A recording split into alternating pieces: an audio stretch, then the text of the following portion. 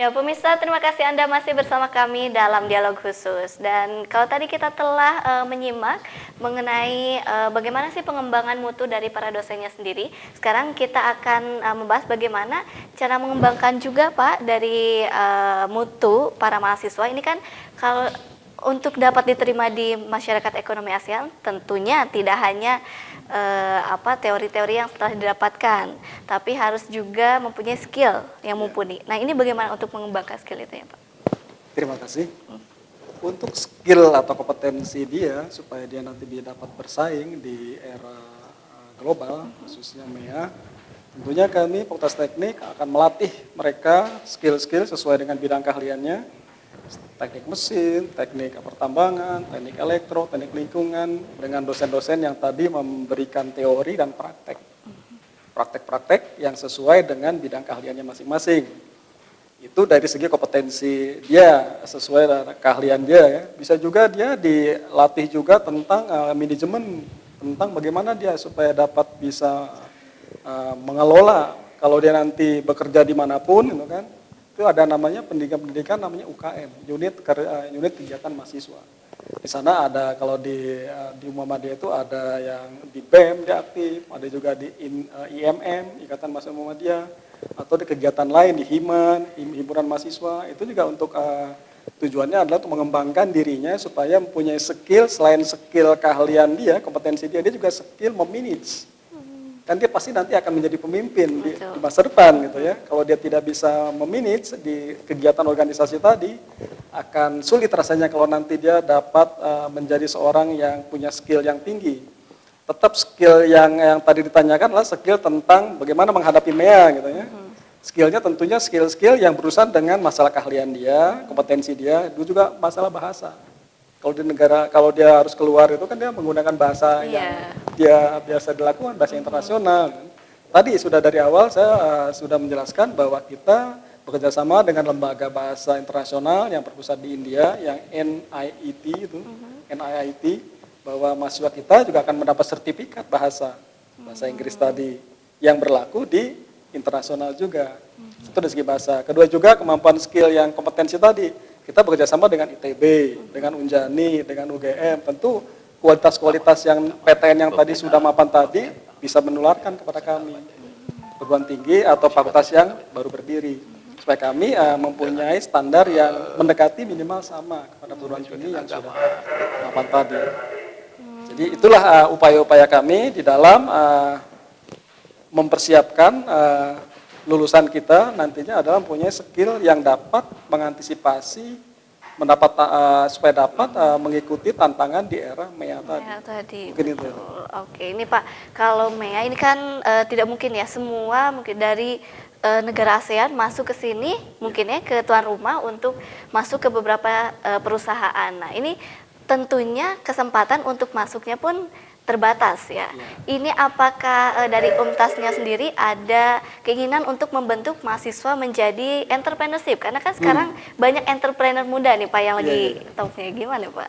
Ya, di dalam struktur kurikulum kita, kita ada pelajaran entrepreneurship tadi. Ada pelajaran khusus yang mengajarkan teori dan praktek tentang bagaimana berwirausaha. Ada mata kuliahnya. Artinya kalau mahasiswa tadi dia tidak bisa langsung masuk kepada perusahaan-perusahaan atau lembaga instansi lain, bisa membentuk sendiri usaha dia sendiri. Contoh di teknik lingkungan, dia bisa menjadi konsultan lingkungan.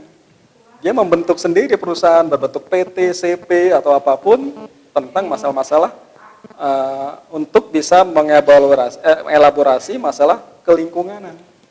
Teknik mesin, dia bisa membuat usaha sendiri, membuat industri manufaktur sendiri, bengkel-bengkel dan seterusnya. Teknik elektro dia bisa membuat sendiri lembaga yang berhubungan dengan masalah kelistrikan. Jadi tetap ada mata kuliah khusus yang dapat memberi panduan kepada para mahasiswa baik teori maupun praktek bagaimana kalau nanti mereka melakukan usaha yang tadi yang disebut entrepreneurship atau kewirausahaan. Jadi ada mata kuliahnya diajarkan secara teori dan praktek.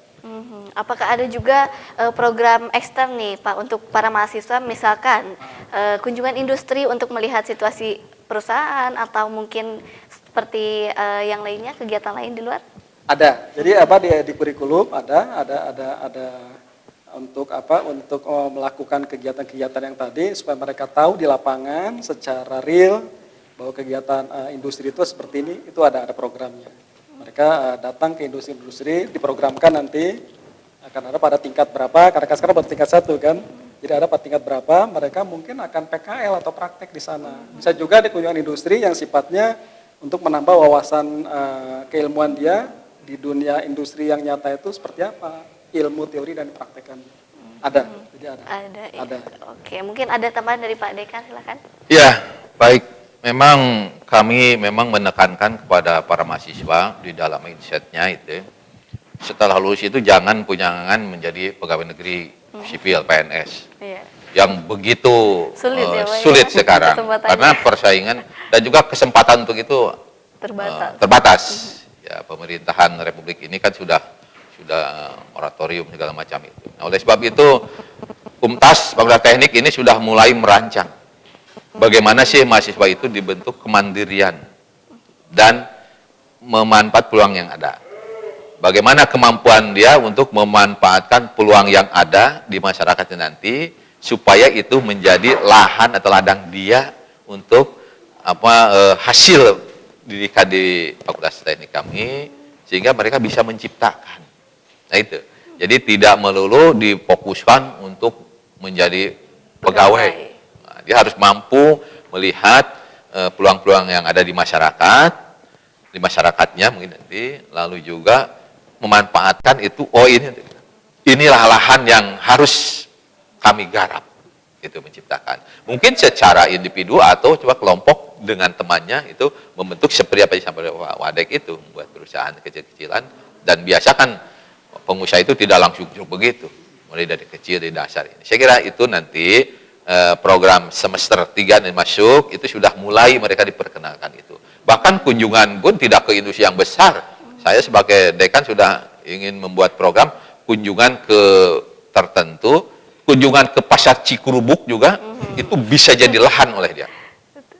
Ke Cikurubuk itu, wah ini mungkin akan terlihat oleh para mahasiswa, inilah yang harus dibenahi. Yang harus saya masuk di sana. Pembenahannya pada begini supaya pasar itu tidak seperti begitu.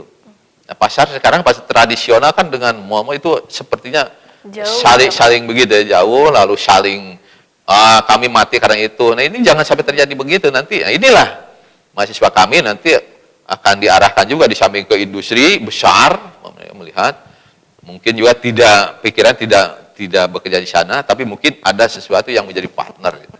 Kan mungkin satu perusahaan memerlukan komponen tersendiri yang bisa diambil alih oleh pihak luar sebagai penyuplai. Nah itu juga wilayah tertentu ini harus dia punya gambaran. Semester 3 harus sudah mulai sesuai dengan program prodinya, teknik mesin kemana, teknik lingkungan kemana, elektro kemana, lalu juga pertambangan. Ini mereka harus punya wilayah tersendiri sebagai arena untuk mengembangkan. Sampai sehingga nanti mungkin muncul, dan pasti muncul lah, saya ini. Nah, pertambangan di daerah Priangan Timur itu kan cukup menjanjikan. Pasir besi segala macam ada. Cineam itu juga ada emas. Kalau dari UPN ada berita gitu kan, ada daerah pertambangan yang harus terbuka. Sekarang kan belum terbuka saja. Wilayah Priangan Timur belum terbuka. Mungkin di perutnya banyak barang-barang tambang yang harus dibuka. Nah, mungkin dalam skala-skala kecil, mahasiswa kami akan diharapkan mampu membuka harta karun yang terpendam. Ya, ini dari Allah Subhanahu wa Ta'ala untuk kesejahteraan umat manusia yang ada di sini. Saya kira itu. Jadi kemandirian itulah mungkin nanti kemandirian yang akan kami. Lalu juga dia harus mampu membaca situasi kondisi yang ada. Itu menjadi peluang. Masalah sampah saja bisa jadi arena atau tempat usaha yang menjanjikan. Sudah banyak itu yang mengelola sampah sehingga dia menjadi orang terkenal miliuner dengan hanya sampah saja. Nah, inilah kemampuan menganalisa terus bagaimana sih menerapkan teknologi yang dia pelajari untuk memecahkan permasalahan yang ada. Keuntungannya kan bagi lingkungan juga bisa beres, bagi dia ada ada apa bidang Keuntungan dari kerja. hasil kerja. Ya. Lalu juga bisa membawa yang lain. Nah, mungkin nanti mereka membuat satu usaha, adik-adiknya yang lulusan SMK, SMA bisa ditarik. Dia sebagai pencipta lapangan kerja baru. Walaupun mungkin skala 1, 2, tetapi kan dia sudah memulainya.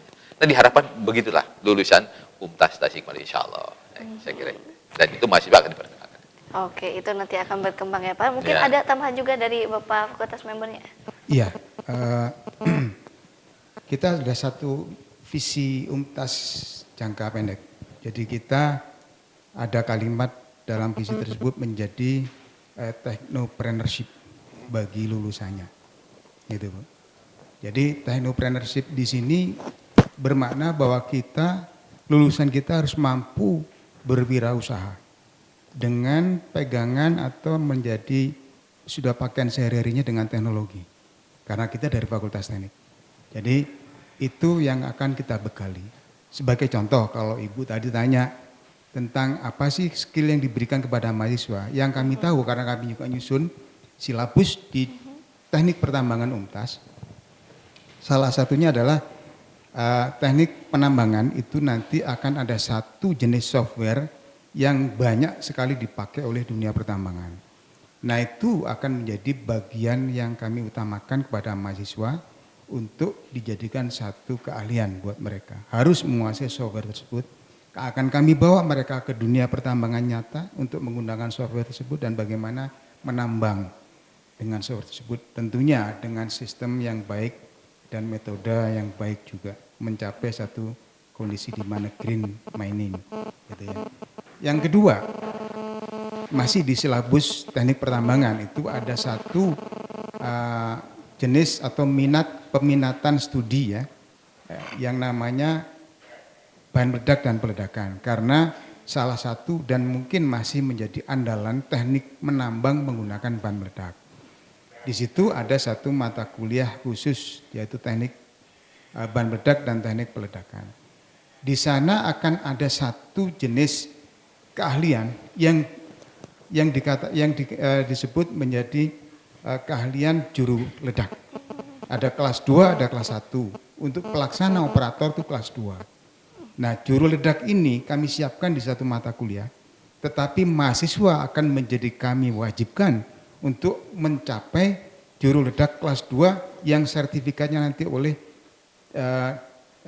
ESDM, jadi Kementerian Energi Sumber Daya Mineral, dikeluarkan oleh dia. Agar apa? Lulusan kita sudah siap masuk ke dunia industri pertambangan. Jadi itu Bu salah satunya. Itu hard competence ya. Soft competence-nya kembali kepada Al-Islam Kemuhammadiyahan. Jadi kita bina di dalam setiap perkuliahan antara 5 sampai 15 menit di awal, di tengah maupun di akhir harus diselingi dengan ayat-ayat atau hadis. Ayat-ayat Al-Qur'an maupun hadis. Apa gunanya? Untuk mengisi mereka. Jangan sampai mereka tadi itu jago, smart, tapi dia tidak jujur misalkan gitu. Yeah. Nah, ini kita juga tekankan di sana. Ini kalau pertanyaan Ibu yang tadi.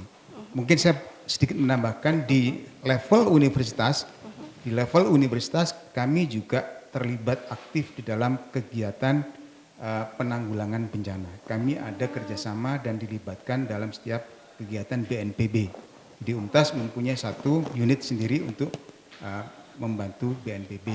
Dalam setiap pelatihan BNPB kita juga ada keterlibatan di dalamnya. Penanggulangan bencana itu ya Pak ya. Oke, jadi ini bencana.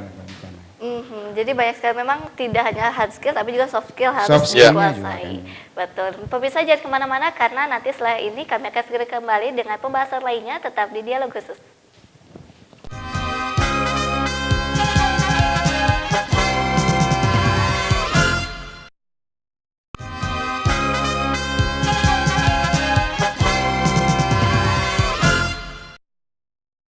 Ya pemirsa, Anda kembali di Dialog Khusus dan kita akan melanjutkan perbincangan nih tadi ini Fakultas Teknik ini baru berdiri 1 tahun. Nah, saya juga ingin bertanya bagaimana sih dari sosialisasinya sendiri Universitas Muhammadiyah ini kepada masyarakat mungkin yang awam ya, karena mereka mungkin lebih mengetahuinya Stikes Muhammadiyah dan sekarang menjadi UMTAS yang salah satunya ada Fakultas Teknik. Ini sejauh mana Pak sosialisasinya? Mungkin saya ke Bapak membernya, Fakultas membernya.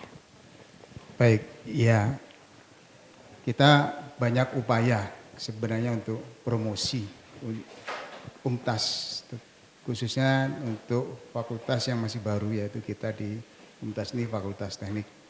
Banyak yang kita lakukan, banyak kita sebarkan leaflet, kemudian kita pasang spanduk di beberapa poin ya. Tetapi kita juga masuk ke beberapa SMA untuk kita kenalkan. Termasuk mungkin media kita ini, media Radar TV. Mudah-mudahan ini bisa menjangkau banyak lapisan dari terutama lulusan SMA yang ingin masih tetap nggak jauh-jauh, masih di Tasik, tapi bisa mendapatkan pendidikan tinggi yang berkualitas, yaitu Fakultas Teknik yang di UMTAS ini. Sesuai dengan visi kita, sebenarnya kan kita, visi UMTAS adalah menjadi universitas yang unggul, islami, dan terkemuka dalam pengembangan IPTEX. Jadi IPTEX inilah satu kata yang lebih kunci ditekankan. Penekanannya adalah visi kita di situ. Ilmu pengetahuan, teknologi, dan seni. Jadi seni ada nanti di Fakultas KIP, keguruan ilmu pendidikan, di sana ada keseniannya. Teksnya tentunya adalah di kita. Ada kecuali itu juga di kesehatan, ada teknologinya di kesehatan. Nah di sini kita untuk menjangkau visi kita, ya mungkin jangkauannya 2030-an untuk mencapai visi itu. Tentunya kita ingin juga menjadi global juga, menjadi universitas yang bisa menuju global. Kita pasang tentunya program-program, strategi-strategi jangka panjang, jangka menengah yang kita terapkan untuk kita lakukan bersama. Antara lain tadi akreditasi, ada sertifikasi nanti, ISO dan lain seterusnya. Itu tentunya satu metode promosi yang kita katakan adalah promosi silent ya, promosi internal, bahwa kita dengan melakukan itu semua dengan perbaikan internal, menyekolahkan dosen-dosennya, perbaikan kualitas dan kompetensi SDM dosen-dosennya. Itu sudah merupakan promosi tersendiri yang kami sedang lakukan sekarang ini.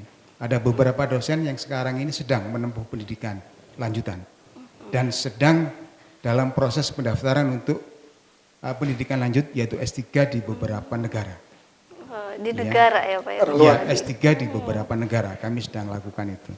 Baik dari 3 fakultas ini ya, dan teknik juga ada beberapa di sana yang kita akan kirimkan untuk pendidikan S3. Ini suatu bentuk komitmen kami menuju visi tadi itu dan mencapai misi kita, yaitu tadi itu adalah satu untuk meningkatkan mencapai IPTEX tadi itu, yang kedua meningkatkan sumber daya manusia, yang ketiga adalah mengembangkan dan memberdayakan masyarakat sesuai dengan Tridharma perguruan tinggi dan Catur Dharma Muhammadiyah kita. Saya kira itu mudah-mudahan bisa di ini kan. Nah tadi kan dosennya sendiri disekolahkan atau mungkin ada pelatihan-pelatihan lain Pak yang khusus untuk melatih skill atau kemampuan kompetensi dari dosennya itu sendiri? Oh banyak. Seperti banyak apa sekali. ya Pak? Kami baru mendapat pelatihan tentang ISO, baru aja tentang sistem mutu. Dan kami sekarang sedang menyusun karena saya sendiri adalah termasuk salah satu yang menjadi manajemen representatif untuk mengembangkan atau membangun sistem mutu yang baru di UMTAS ini. Sistem itu ada 6. Salah satunya adalah mutu, nanti ada safety, ada security, dan seterusnya. Ini belum, jadi satu persatu dimulai dengan mutu. Sistem inilah nanti yang akan kami janjikan menjadi suatu internal, perbaikan internal secara terus-menerus dan berkelanjutan. Dan mudah-mudahan 6 sistem ini, kalau ini bisa terbangun dan terimplementasi di UMTAS, maka mungkin UMTAS akan menjadi universitas satu-satunya di Indonesia. Yang mana PTN sendiri, perguruan tinggi negeri, masih baru di mutu, jadi ISO 9001. Nah ini kita sudah mencoba untuk menuju ke sana. Tetapi mengingat kami masih belum begitu besar, jadi kami tentunya bertahap dari mulai mutu, jadi ISO dulu. Itu akan kami targetkan dalam 2 tahun ini kami sudah bersertifikat ISO 9001 di bidang pendidikan. Untuk semua dosen? Untuk seluruh fakultas, untuk seluruh fakultas. universitas. Dan kami timnya terdiri dari beberapa dosen dari beberapa fakultas. Dari Fakultas Teknik kami, dan ada 3 lagi, 2 lagi. Jadi totalnya 3 dari teknik. Oke. fakultas lain sedang juga membangunnya sama tentunya. Nah, nanti berikutnya setelah itu ada sistem yang lain yang kita akan bangun juga untuk mencapai sertifikat yang lain. Pelatihan yang lain juga ada beberapa, contohnya ada pengembangan bahasa. Itu beberapa dosen kita yang ada di UNTAS dididik bahasa asing di Jogja, di UGM dan beberapa perguruan tinggi lain. Begitu juga di bidang kesehatan, banyak juga itu di Bandung maupun di Jakarta. Itu beberapa yang kami ketahui, barangkali mungkin Pak Dekan bisa menambahkan yang lain. Silakan Pak Budi. Ya, baik. Khususnya kami di Fakultas Teknik memang terus memperkenalkan diri ataupun memberikan informasi pada yang lain. Salah satunya adalah kami menjalin kerjasama dengan perguruan tinggi berbentuk MOU atau nota kesepahaman. Ini juga dalam rangka memperkenalkan Fakultas Teknik UNTAS. Dengan ITB sudah alhamdulillah welcome. ITB ada Pak Rektornya. Karena kami di Fakultas Teknik UNTAS dosen-dosennya juga dari sana itu. 40% S2 dari ITB. Nah, tidak mudah itu. Tidak mudah. Perguruan tinggi swasta untuk mendapatkannya tidak mudah. Kami sudah ada. Silahkan dilihat di sana bahwa dosen-dosen kami sudah kualifikasinya sudah baik. Lalu juga kami dengan industri yang strategis memperkenalkan Fakultas Teknik UNTAS yang diawali dengan PT Dahana yang begitu luas bidang kerjanya dan itu internasional di perusahaan. Waspada ya. PT Industri Strategis Dahana itu sudah dikenal lah seluruh dunia. Lalu juga kami akan nanti merapat juga dengan industri strategis yang lainnya dengan PT Inti, PT DI, Pindad, industri besar itulah akan kami ingin kerjasama dan saya kira dengan bimbingan dari Dahana insya Allah akan masuk juga ke sana. Waspada nanti suatu saat ini. Nah ini juga dalam rangka memperkenalkan Fakultas Teknik UNTAS. Nah, bahwa keberadaan kami ingin juga dibimbing, dibina, diarahkan oleh mereka yang notabene nantinya para lulusan kami itu berada di sekitar itu. Lalu juga transfer ilmu pengetahuan teknologi dari perusahaan strategis ini yang begitu cepat perkembangannya, kami berada di daerah tidak ingin ketinggalan, dan kerjasama dengan Dahana sudah begitu rupa kerjasama kaitan dengan penelitian. Nah, itu penelitian ini melibatkan para dosen dan juga nanti suatu saat dengan mahasiswa itu. Jadi langsung pada di lapangan. Inilah jadi tidak textbook, tidak di ruangan perkuliahan saja, tapi kami ingin pada mereka itu langsung. Saya kira bentuk-bentuk yang lainnya dengan masyarakat, ya dengan penyuplai kami, sekolah tingkat menengah atas, SLTA sudah kami sampaikan bahwa kami ini keberadaannya tidak main-main. Kami sungguh-sungguh UNTAS ingin menyelenggarakan Fakultas Teknik ini dengan mengikuti program-program yang ada di perguruan tinggi yang lainnya, khususnya di negeri. Apalagi sekarang seperti tadi dengan berlakukannya MEA, masyarakat Indonesia. Ini juga para lulusan kami itu harus bisa mengikuti itu. Nah, antisipasinya adalah persiapan-persiapan untuk apa sih yang diharuskan, disyaratkan dengan pasar bebas ini. Nah, mereka tentu saja nanti begitu para lulusannya harus juga tersertifikasi di bidang apa ini. Nah, kami juga akan masuk ke lembaga sertifikasi internasional. Sehingga lulusan kami pada teknik UNTAS tidak kalah dengan yang datang dari, kan sekarang bisa datang dari mana saja. Insinyur atau ahli teknik dari luar negeri bisa datang ke Indonesia. Berbagai negara bisa bebas, bisa bersaing. Kalau perguruan tinggi ini tidak mengantisipasi itu, jadi penonton. Nah, kami tidak mau. Fakultas Teknik UNTAS tidak mau begitu nanti. Harus eksis. Betul. Bahwa dia lulusan harus memegang kendali. Mereka bisa terkalahkan oleh para lulusan kami, insya Allah. Nah, dengan program-program yang ada untuk menuju ke sana, insya Allah sudah ada. Dukungan yang kuat dari Persyarikatan Muhammadiyah, karena sudah tidak bisa diragukan lagi lah. Persyarikatan Muhammadiyah menyediakan dunia pendidikan tinggi itu sudah ahlinya saya kira tidak terbantahkan itu ya. Perguruan tinggi Muhammadiyah itu berada di seluruh pelosok Republik ini. Dari Sabang sampai Merauke ada.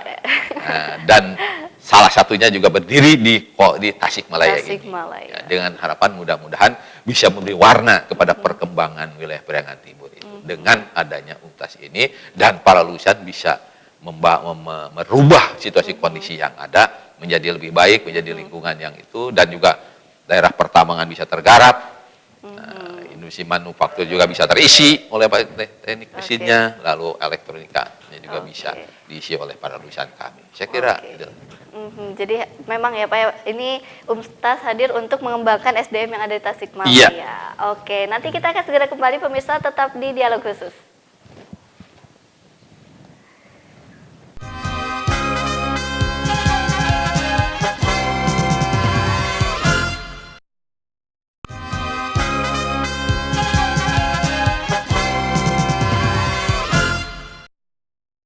Ya pemirsa, Anda kembali dalam Dialog Khusus dan kami akan melanjutkan lagi perbincangannya. Ini kan seperti kita tahu bahwa Universitas Muhammadiyah ini adalah salah satu mungkin pendidikan ya Pak, lembaga pendidikan yang besar ya, yang terbilang besar se-Indonesia Muhammadiyah. Nah ini ada berapa cabang nih Pak, atau mungkin sudah berdiri seberapa banyak di seluruh Indonesia? Ya baik, terima kasih. Jadi Universitas Muhammadiyah yang diselenggarakan oleh Perserikatan Muhammadiyah itu jumlahnya hampir 179 se-Indonesia ya. Dari 179 perguruan tinggi tadi, bentuknya ada yang sekolah tinggi, ada yang akademi, ada yang politeknik, dan yang berbentuk universitas itu jumlahnya sekitar 42. UMTAS itu adalah Universitas Muhammadiyah yang ke-41. Mungkin nanti 42 itu ada di Kalimantan Selatan, yang 43 mungkin nanti di Bandung. Bandung sendiri sebagai ibu kota provinsi, Muhammadiyahnya kalah dengan Tasik gitu kan. Tasik udah lebih dulu. Udah punya universitas. Ya, mereka sebenarnya udah, cuma mungkin belum diresmikan, izinnya belum, dia gedungnya udah mulai membangun, cuma izinnya mungkin kalah cepat dengan Tasik gitu kan. Jadi lembaga-lembaga pendidikan tinggi yang namanya PTM, Perguruan Tinggi Muhammadiyah, itu sangat menyebar di seluruh Indonesia. Dan juga Muhammadiyah juga mempunyai lembaga kesehatan, namanya Rumah Sakit Muhammadiyah, itu ada tersebar di seluruh kota di Indonesia juga. Yang fungsinya adalah, karena Muhammadiyah itu adalah organisasi perserikatan yang sifatnya sosial gitu ya. Dia bergerak di bidang pendidikan, di bidang kesehatan, dan juga mungkin sekarang namanya di bidang dana keuangan Pak. Nanti kita akan ada kita punya Lajis, namanya Lajismu, Lembaga Zakat, Infak, Sodako, dan Muhammadiyah. Itu fungsinya juga fungsi sosialnya kepada masyarakat juga. Jadi lembaga pendidikan, lembaga kesehatan, juga lembaga keuangan. Samping tadi sudah dikatakan ada BNPB, Muhammadiyah juga punya lembaga Badan Penanggulangan Bencana Alam juga sendiri. Untuk bisa membantu para korban bencana alam yang ada di Indonesia. Jadi Muhammadiyah adalah suatu lembaga yang multi kompleks melayani umat manusia di Indonesia khususnya, tidak khusus melayani umat Islam saja, yang non Islam juga tetap dilayani. Kalau dia kena bencana kita bantu juga sama. Jadi amat luas. Mungkin Pak Dekan akan menambahkan. Oke, silakan Pak. Ya, Muhammadiyah sebagai persyarikatan memang khusus berkaitan dengan dunia pendidikan. Tidak hanya perguruan tinggi ya, dari mulai PAUD, TK, SD, SMP, ya, SMP, Madrasah Sanawiyah, Aliyah, SMA, SMK, itu sudah banyak. Tidak terhitung, Tidak ini sudah terhitung puluhan lah. ribu. Perguruan tinggi sudah sebegitu banyaknya, dan Tasik menjadi salah satu bagian dari itu. Dan saya kira link itu sudah terjadi, satu sama lain saling mengisi, saling membesarkan. Nah, saya kira itu. Jadi UMTAS Muhammadiyah Tasikmalaya pun bagian dari itu, dan insya Allah akan berkembang seperti mereka juga berkembang. Di Jawa Barat sendiri kan sudah lebih dulu Universitas Muhammadiyah Sukabumi, Universitas Muhammadiyah Cirebon, dan sekarang Universitas Muhammadiyah Bandung udah mulai. Kalau di Banjar saja udah ada sekolah tinggi, di Ciamis sudah ada sekolah tinggi, di Garut juga ada. Jadi semua kota kabupaten itu ada lah perguruan tinggi Muhammadiyah yang bentuk sekolah tinggi maupun universitas, saya kira itu. Dan UMTAS ini lahir dari sekolah tinggi, dan insya Allah akan memberikan sesuatu yang berharga bagi para lulusannya, juga bagi lingkungan ini. Jadi harus membawa dampak, insya Allah akan membawa dampak yang positif. Bahkan kami ini ada nilai-nilai yang dikembangkan itu di UMTAS juga. Nilai apa saja? Nilai-nilai ya. Yang terangkum ini akronimnya pujaan hati. Disingkat ya Pak, jadi Singkat akronim. pujaan hati ya. P-nya itu profesional. Nah, kami tidak main-main. Pendirian pun tidak main-main. Kami apapun yang diminta kami penuhi. Lalu yang kedua unggul. Ada keunggulan, jujur. Nah, inilah Aika di sana kejujurannya memang perlu ini. Lalu andal, punya kehandalan yang tersendiri, antisipatif. Dia harus responsif juga, antisipatif. Apa yang terjadi ini harus penuh inisiatif juga ya gitu. Jadi tidak boleh kaku diam, harus bergerak gitu. Lalu normatif, ada norma-norma dalam kehidupan gitu ya. Lalu juga harmonis, adaptif. Nah, dimanapun berada dia harus pada urusan ini juga harus mengikuti lingkungan yang ada, tidak menampakkan menjauh segala macam. Lalu tekun, inovatif dan inspiratif. Nah inilah pujaan hati yang dikembangkan. Saya kira para mahasiswa sudah harus ini terangkum di dalam jiwanya masing-masing. Oh iya, saya harus jujur. Oh saya harus unggul. Gitu. Oh saya harus adaptif nanti. Inovatif juga. Kehidupan ini kan begitu bergeraknya, ya. Dinamis begitu. Oh saya harus inovatif. Tidak di sini saya harus ini. Jadi bergerak mengikuti apa perkembangan yang ada. Jadi para mahasiswa di pola ke sana aja tidak diam, tidak pagi ke kampus, sore pulang, ya begitu. Ini ada perubahan untuk mengikuti apa yang nilai-nilai di dalam terangkum dalam pujaan hati. Pujaan hati. Ya, pujaan hati, UMTAS itu dengan nilai pujaan hati. Nah, itu saya kira ini cukup baik. Insya Allah ini bisa dicapai dan ada di dalam diri mahasiswa dan insya Allah lulusan juga akan terbawa ini. Dia akan jujur, dia akan inovatif. Nah, saya kira itu sangat cerah lah. Silahkanlah masuk bergabung dengan kami di UMTAS Fakultas Teknik atau fakultas yang lainnya. Oke, nah ini dari tiap angkatan atau mungkin keseluruhannya saat ini mahasiswanya sudah ada berapa nih di Universitas Muhammadiyah? 1.100-an. 1.100 dari semuanya Dari ya, Bu? Tiga fakultas. 3 fakultas. Oke, dari bagaimana nih untuk bergabungnya, mungkin PMB-nya ini dari kapan sampai kapan, terus seperti apa? Ya, yang sekarang ini sudah masuk gelombang ketiga.